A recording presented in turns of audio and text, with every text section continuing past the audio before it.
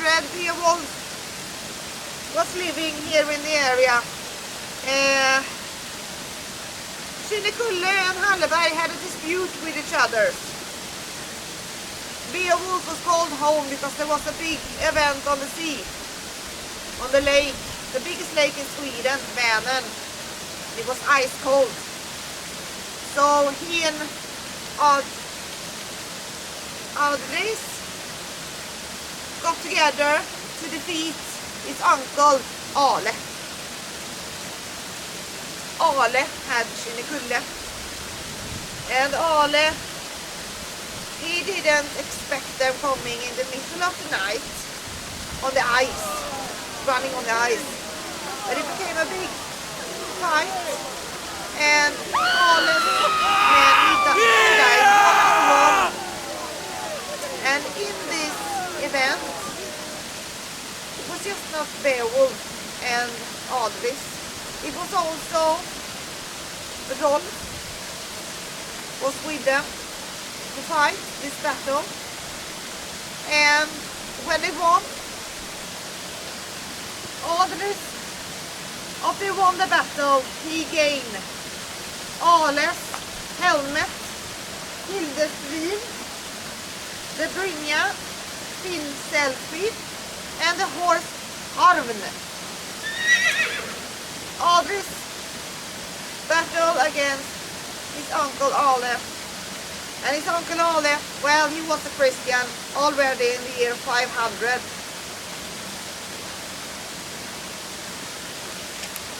But Ale,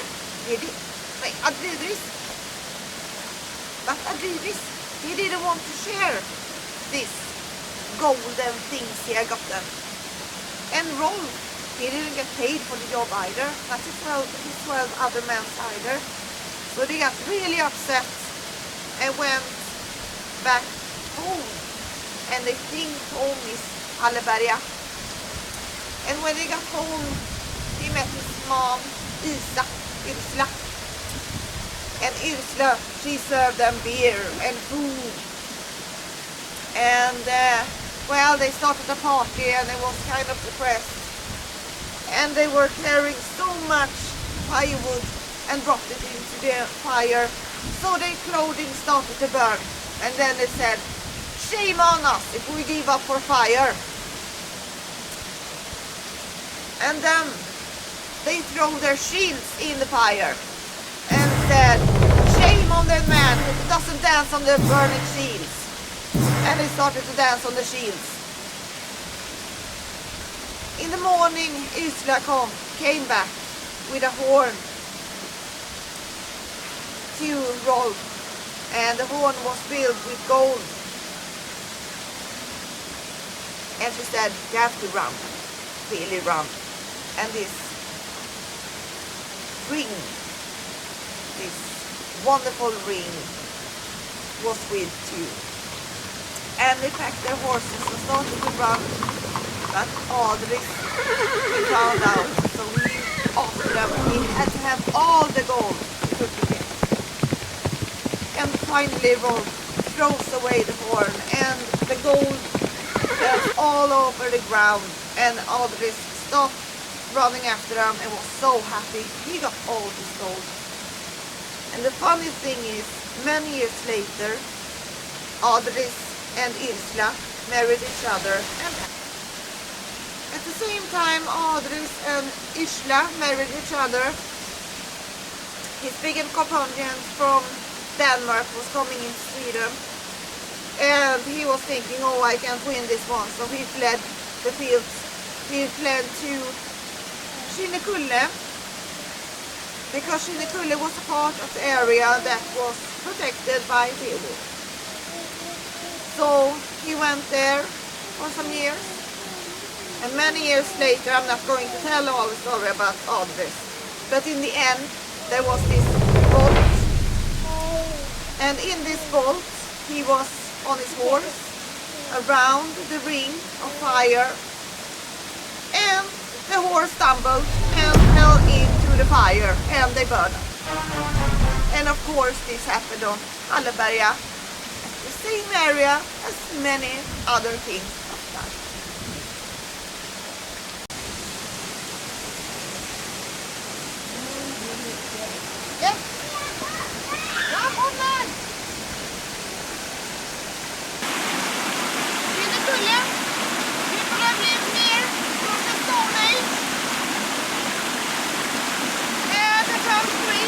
place that are 3,000 years old, and this place became in 1100 century a place to live and carve stone in the ground. And still, it's amazing location, and like Husaby and Ekornavallarna, this is a monument in Sweden and from the Ice Age, so it's over 400 million years old. And this one is around 900 years old.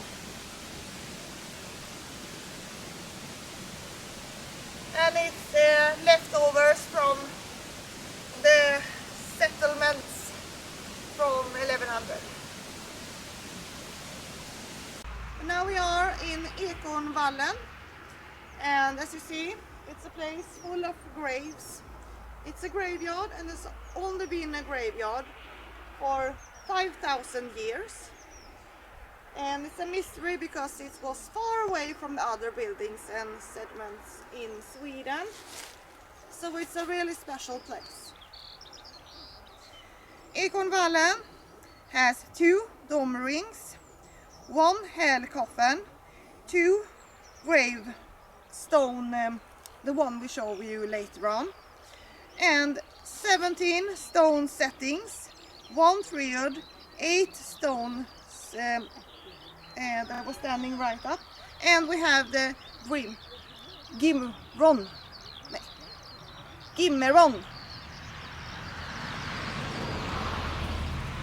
That means giant's coffin. The triod is believed to be the roots of Yggdrasil, and they were thinking, well, they think that they were presenting Asgard, Midgard together as one of the roots, and Jotunheim as one, and Hell's home as the third one. There were never any findings of a body or stuff like that, so they believe it was just for ceremonies. Here is one type of graveyard, and they made this monument for the dead from 1800 till 500 years before Christ. And inside these stones there sometimes found a coffin with human remains, and also dogs and some treasures, food. They wanted to bring food to the next life too. So many times they're also built new graves upon this grave, so it's many people in this grave. And they were building this on a hill, high up on the hills, so they become close to the gods.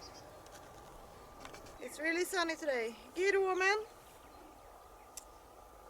is, well, they thought it was the giant's oven. That's why it has its name, Girommen. This is a monument, a passageway in front of the grave for the dead. This is one of the higher classes of graves, and in front of the grave you can find fabrics and ceramic and other foundings. So they were sacrificing afterwards this monument too. And inside this place they find some pearls and well, some tools too. And it's a really old grave, and we are going to show you some funny holes in the grave. And you see all these holes in this wonderful monument. These holes are having a bigger meaning and purpose than we think. It's not just holes. And until the year 1933 we were still using these holes to fill with money, coins we put in them for luck and safety. The holes, well, the name has been elf holes, and well, you can get in the fog. You can meet the elves dancing around in the fog. And if you see them, well, you can get elf dust on yourself. And you become real ill. And then you have to use these holes with butter or with animal fat inside. You rub it, and then you often took a doll. You made a doll out of the sick one's clothing, hair, and everything, and you put it on. And you have to do it every Thursday, 3 Thursday a road. And you have to, with the butter, it's with the sun, how the sun turns. It was really special, and you have to do a ritual for everything. And then in Sweden we didn't think it was that good. Some people took it to a higher level. So, well, there was hunger in Sweden. And the people, they begged God. But God didn't help them. He didn't listen at all. So they were thinking, well, we take our old gods. So in 1833, they decided to take many teenagers together, and they were having a feast. And well, we can say they made the teenagers have fun, and afterwards the fluid that came out after the fun, they put down in these holes, and they took some corn and rubbed it together and then spread it out on the grass to make it grow. It doesn't say if it worked, but the hunger need stopped. The elf holes, they are found in 300 stones in Sweden, mostly in the middle part of Sweden. These stone blocks on this grave is around 15 tons. So it's really heavy, and you start to wonder how they did it. And here we see they still sacrifice to the gods with food. We found some apples today. It's a trace that we still believe in the old gods.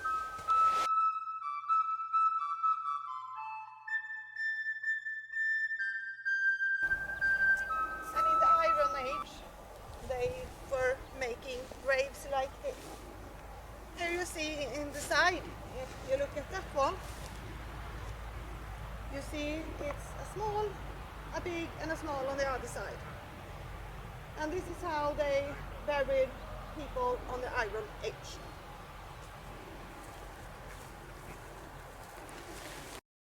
They didn't use stones, they used what they found. So sometimes it was leaves and other things. And we are going to show you on a map where this place is. And it's a big part of the history. From the Bronze Age, Iron Age, Viking Age. They were burying people here until the year 1000. So it's amazing. Now we are at a museum on Västra Götaland. And we are starting 10,000 years ago. And this is a skeleton that was found. It's a male, and he suffered from a tooth infection that spreads into his cheek, and he was 40 years old, and in that time they had a hard life here in Vänern. So now we are going to show some more from the museum. Foundings from the Bronze Age. And as you can see, the rings in copper and tin is popular still here in this area too. And we have some spears and knives, axes, rings. It's a lot of different stuff. And in the Bronze Age they were making shields. And here's different styles of shields, as you can see. And the shields they're made in sand, And they made circles and melted down the metal they wanted to use. And then it became a shield. And here is different styles in different ages from around year 700 before Christ is this one, for one example.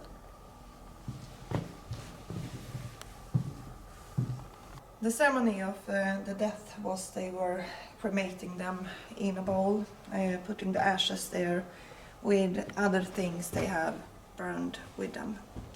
And here is some examples on how it could look, and you can even see on the walls on the sides here. And here is the amount of ashes that is left from a newborn.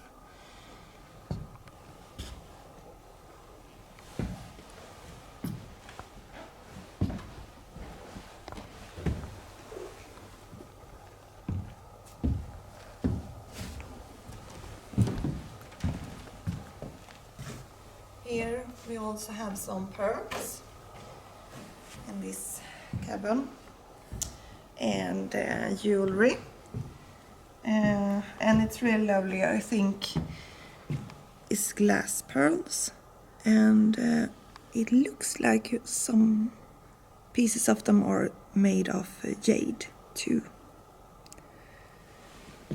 And there's nails too. The handcraft is amazing, and you can sometimes wonder how good they were at this. Year 1000, we have some artifacts here. This is one with runes on, and at the side there's two cross and a key. And we have here two. And this is what they used to have in this area in the Viking Age, in 900 until 1000. This is a door from a church, and it's dated from 1200, and its rune says Anund ristet this Jungfru is my rule, forever young, overcome her, my death, Anund was master.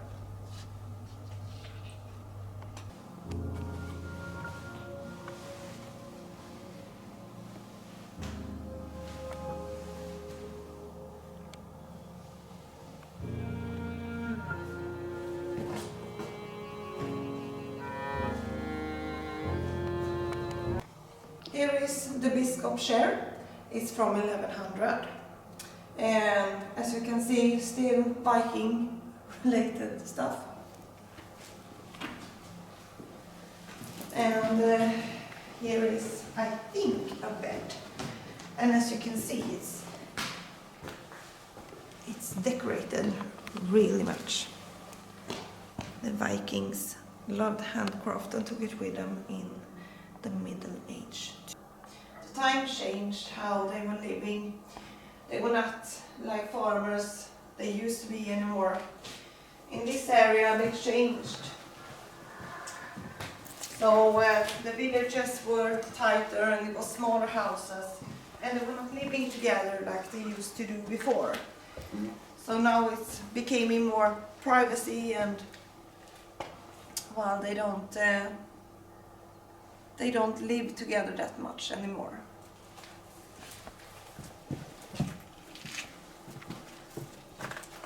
So this is an area just for showing how they decorated their houses. This one is older, this is by mud, and this one is by wood. But still the floor is wood, mud, and there's often a loft upon the houses. So there was ladders and smaller parts in the houses too. And of course, the most important of them all is their household and their oven, so they can cook dinner or clean their waters, because Vikings were really clean, and we took it with us in the Middle Age too. And as you can see, here we have a staircase, just like in the Bronze Age, up to the beds. So it's like in Kinnekulle on that documentary, where we have the same letters. So now we are moving over here, and you can see the clothing is changing too. But this one still looks like it's fully decorated with wool from his coat. And the fences were simpler than before.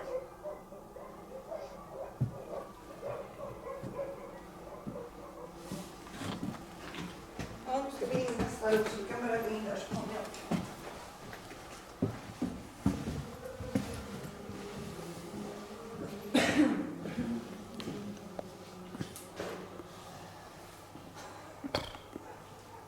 Blir det för mycket kyrka? Ja, vi tar detta snabbt.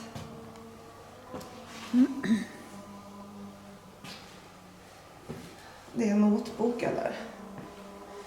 This is Sweden's oldest book. It's from the Domkyrka in Skara, and it's a notebook.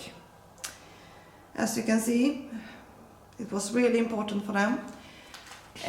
This area I'm not so fond of, because it's Christianity, and as you can see, I think Viking clothing was a lot better than this pink, whatever it is, that the priests were having on themselves. So the best part in this room is actually this one. The helmet, because we love helmets and we are Vikings. So that's the best part in this room. Still we have some rock decorations too, and we still see these flowers all over, but it's changed. And you see the painting there, it's also yellow and blue and black. Yellow is a color they really like to have on their stone makings here in Skara. And as you can see, the weapon changed too graphically in the year 1200. The swords got longer, and well, if you see the handle on this one, it's kind of crazy actually to hold. You have to have a big hand, what's the name, to have on your hand so you can hold this, because that's not balance. Stenar is this stone monument, and it's from the year 900 till 1000, and it's made of sandstone. It's 1.5 to 1 meter in weight and 1.5 to 2 meters long. And they got their name because of their decorations and flowers. And it's just in this area that they are. And I have found many of them even in the settings of homes, even on floors, because they were reusing this. And they are thinking it's from the same person decorating this. And it started with this cross that was simple on the stones, and then they redecorated it afterwards. No one knows why they were doing these stones from the beginning, but in many stones we can find this texture says that it's life of 3, they were thinking. And in many of these, they are even the hearts. And the heart is for forever life. And the cross, now the cross doesn't seem that good on this one, but it used to be 2 cross. And they are thinking that the 3rd one is this. Many of them are even decorated with cross. And we are going to show you some more because it's on the graves outside too. The monks were given this area, Kata Gård, in the year 1100, and this is the remains of the monks' home before it became this, a real beauty. But before the monks came to Kata Gård,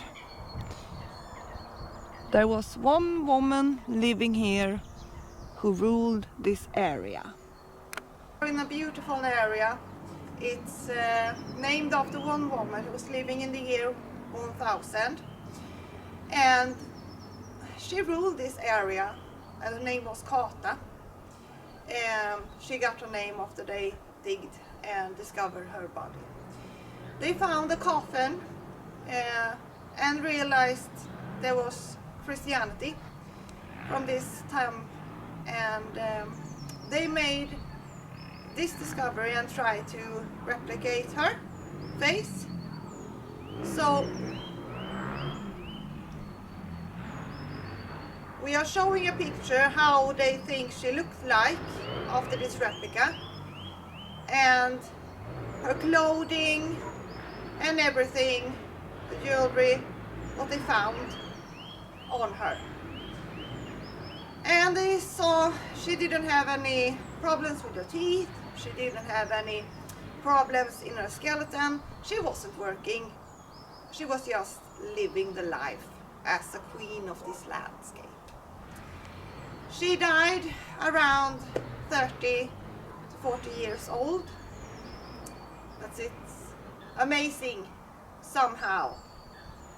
The more we dig, the more we realize that the women in those days were so much more than just a woman at the farm. And this place is a museum that you can visit.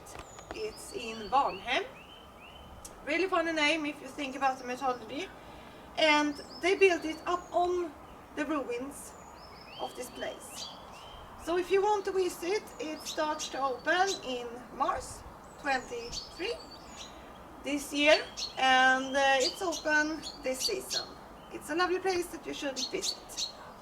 Big, and all around the areas we can see and find old graves, and it's lovely. Many things are looking like the old days. And the sea, no, not the sea, the lake is close too. It's a wonderful place. Much life here.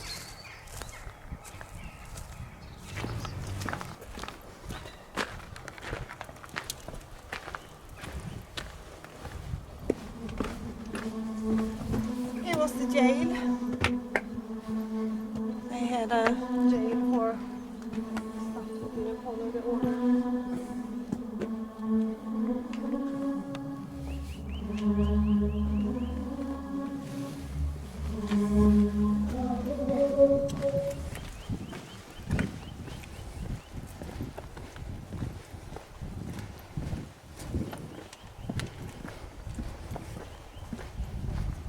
Here was the laundry room.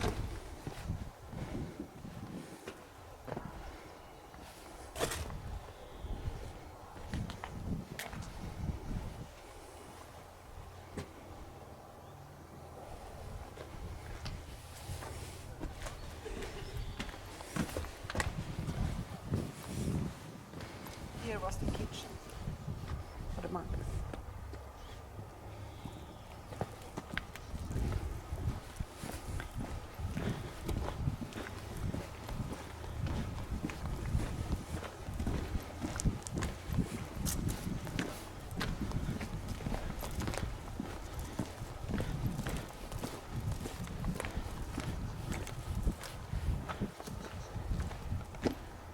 And here was the drängarnas home.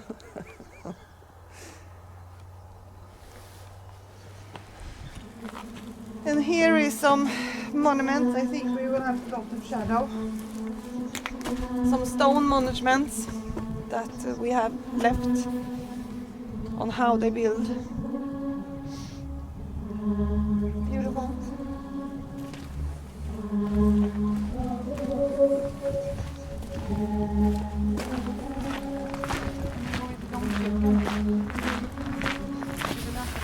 It was not Olof Skötkonung that was the one who brought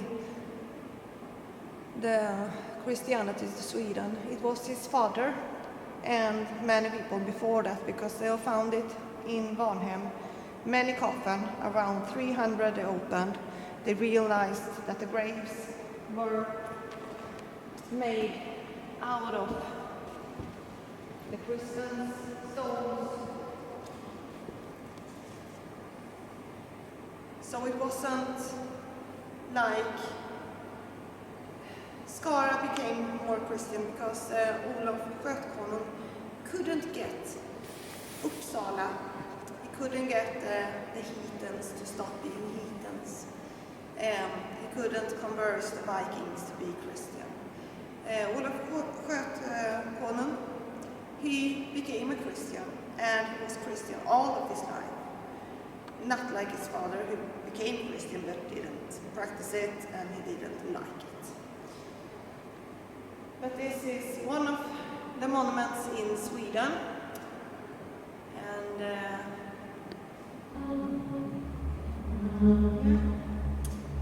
we are going to show you another church too.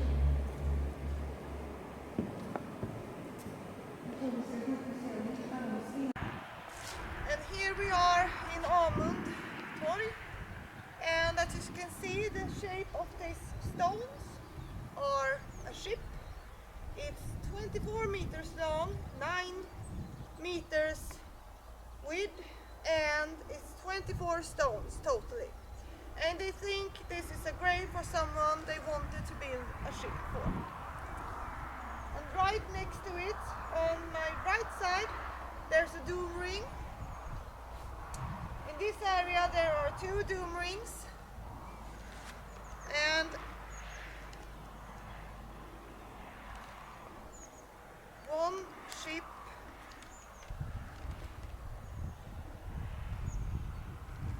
sen kommer jag inte ihåg vad jag skulle säga. 3 stone settings. Well, it's a lot. It's 8 total of things around here. And as you can see, it goes far away too. It's many stones, and this is used many years after the Vikings too, because they wanted the minerals in the ground here. And today this place is surrounded with cows and sheep that are walking here, eating the grass. So when you're traveling here, you're going to meet some animals in this area too. But it's a beautiful place, and even if the sun is shining, there's the shadows too here. So I can understand why they have the animals here.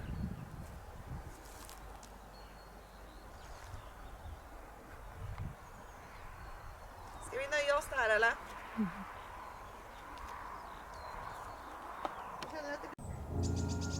And now we are in Husaby in Sweden at the monument from 1100, and the 2 towers, the biggest 2, they are 1100 years old because the church was burning in the year 15, I think it was sometimes in the 1500. So then they built up the rest, but the 2 towers are the reds. And this part is also leftovers from when Olof Skötkonung was here and converted to Christianity and got baptized in the name of God. But it wasn't him who started this God thing. His father, Erik Stigerhäll, he believed in God, but not in the beginning, because in the beginning, well, Olaf had a brother, and this brother, he wanted the throne of Erik, and Erik, he didn't want to give him that. He wanted it for himself and for another son. So he told him that he can go to Denmark, and in Denmark he became a really big person. So he started to gather an army to get back to Sweden and then take the throne from his father. And when he went back to Sweden, he also burned up all the ships, so the sailors couldn't fly home either. And when he met his father, Erik raised a spear and threw it away and was yelling, "Odin owns you all." And they had a fight, a battle in 3 days, and his son died, and Erik, well, he got his name Segerhäll after that battle. And it was later on he started to believe in the Christianity. Then we have his mother. Well, some say it was a Russian girl, but I believe it was Sigrid Storråda. And that's because he was battling side by side with her in Svolder, the big battle, the big Viking battle.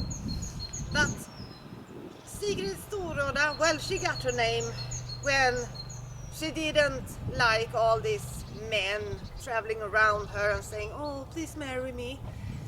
So she took Olaf the Holy's father and one Russian guy and put it in a house, and then she burned them up. And that's why her name is Storråda.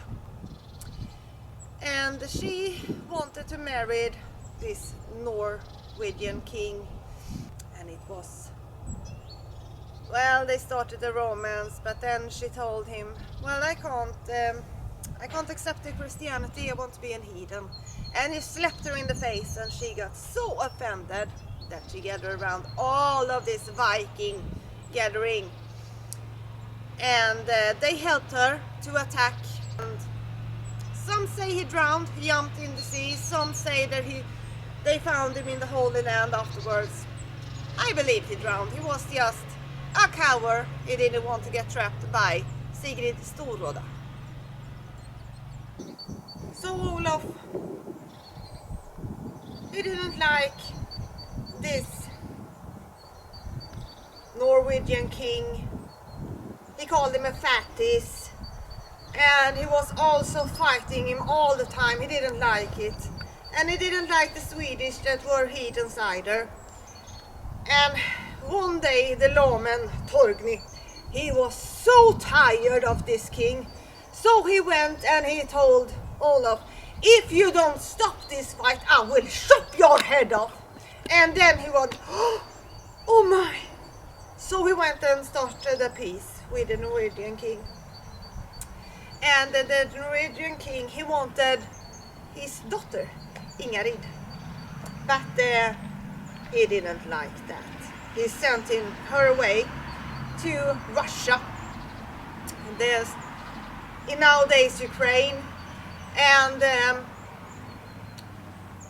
she went there with a broken heart. She still loved Olaf Haraldsson, and she wanted to make peace in the world. She didn't like all the fighting. So she went to marry this man, 25 years older than her, and she started to collect and gathering around the Greek people, Greece people, the people from Greece, and their architects, and so she started a new area in collecting stuff, and so she made a peace. And then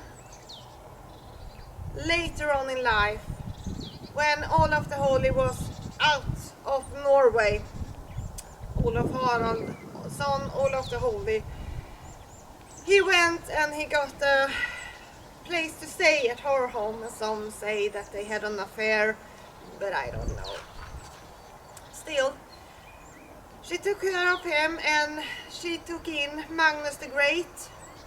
That was Olaf the Holy's son, and he raised this man to become a great king in the future. But Olaf the Holy went back to Norway and he died. And that's the sad story. And Ingrid, she went to the churches and became a nun in her last years. So in Sweden she's a saint, and also in Ukraine and other places in the world. But her name then is Anna, and her other name in stories are Irna, because Irna is her Russian name for this. But that was his greatest daughter, the daughter that Olaf the Holy was given.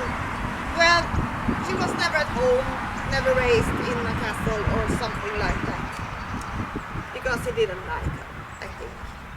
He just liked this Ingrid.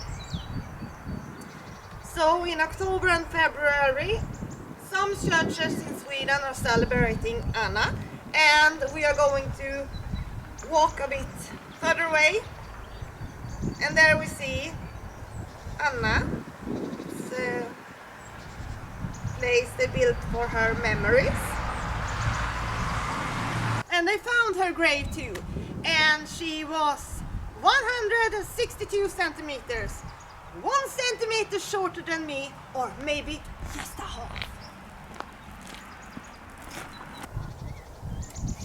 Anna and her man Jorslavar got 10 children, and these 10 children are married into royalties all around Europe. And in Spain there's still the bloodline in these families today too, after her. So that's fascinating too. And before we go further on, I am going to show you this grave that is says to be Olaf Sjötunga's grave, but when they opened the grave they realized that the persons that were buried here was from 1100, and he died in year 1022.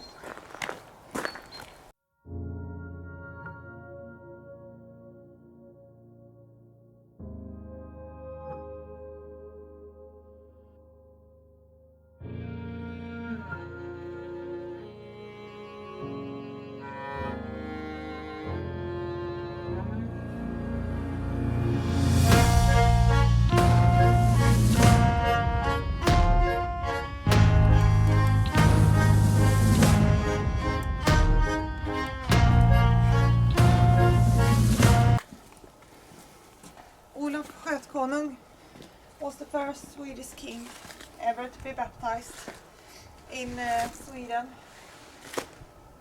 And he was baptized somewhere around the year 1000, and they believe to be here in Sigurd's well. It was a man from Italy, they say.